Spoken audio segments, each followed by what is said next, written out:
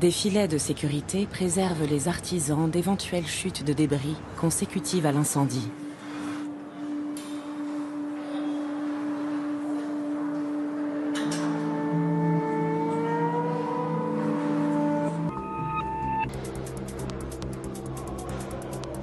En fait, on a besoin de nous quand il y a des contraintes, quand il faut accéder à des endroits où il n'est pas possible de le faire avec des moyens traditionnels. Et là, sur un chantier comme ça, les cordistes, c'est là où on se prête le mieux. C'est-à-dire qu'on intervient rapidement, on intervient avec des moyens légers pour faire en sorte d'être les yeux et les mains de tout le monde sur l'opération.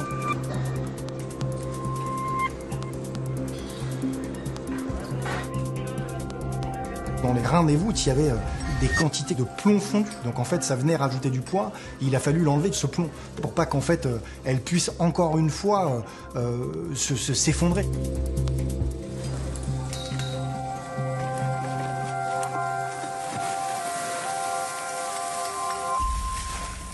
La première chose, ça a été en fait d'évacuer tous les vestiges qu'il y avait sur les voûtes. En fait, on était quand même un espèce de terrain de fouille archéologique géant sur lequel on n'a pas le droit de mettre les pieds. Il a fallu qu'on numérote un par un chacun des bois, un par un chacun des aciers. Et là, pour le coup, en fait, il fallait qu'on soit extrêmement minutieux pour sortir chaque pièce et la numéroter.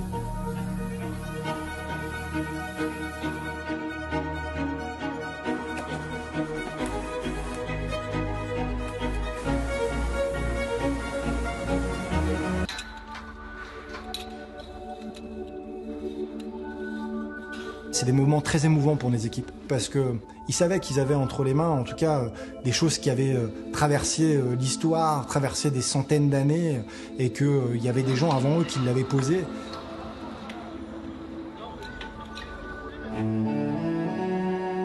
Et on a pu en même temps intervenir par le dessus pour sécuriser les voûtes.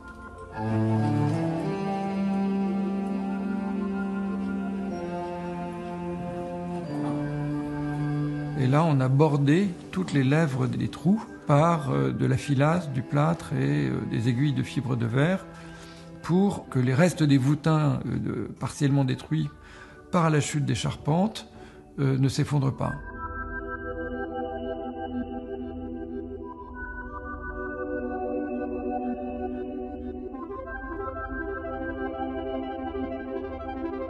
Les voûtes, c'est un élément central de la cathédrale et c'est d'ailleurs à cet endroit-là que la trace des premiers cordistes est apparue. En fait, au moment de la construction de la cathédrale, ils intervenaient avec des cordes suspendues dans des sacs en cuir pour construire les voûtes.